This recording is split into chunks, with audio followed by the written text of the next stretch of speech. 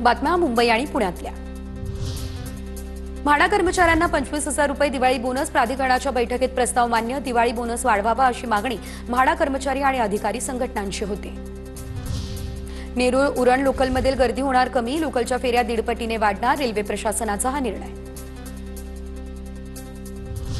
पश्चिम रेल्वे मार्गावरील लोकल प्रवास वेगवान बनणार। विरार ते डहाणू या स्थानकांदरम्यान रेल्वेच्या चौपदरीकरणाचं काम वेगानं सुरू। आतापर्यंत अतिरिक्त मार्गिकांचं 41% काम पूर्ण। नवी मुंबई विमानतळाचं उद्घाटन लांबणीवर। 30 सप्टेंबर ऐवजी पुढील काही दिवसांमध्ये लोकार्पण होऊ शकतं। बाह्यकाम शिल्लक राहिल्यानं उद्घाटन रखडलं। सिद्धिविनायक मंदिर सुशोभीकरणासाठी पहिल्या टप्प्यात 78 कोटी रुपये खर्च करणार। मंदिर परिसराचा कायापालट करण्याचा प्रकल्प हाती।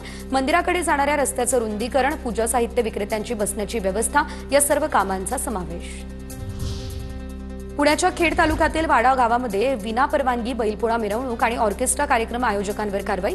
जिल्हाधिकाऱ्यांच्या प्रतिबंधात्मक आदेशाचा भंग झाला। त्याप्रकरणी खेड पोलीस ठाण्यात 6 जणांविरुद्ध गुन्हा देखील दाखल। आजपासून ओला उबर चालक सरकारमान्य भाडे आकारणार। अधिक भाडं घेतल्यास चालकांवर नव्हे कंपन्यांवर होणार कारवाई। तर छोट्या गाड्यांसाठी 28, मोठ्या गाड्यांसाठी 34 रुपये प्रति किलोमीटरचा दर निश्चित।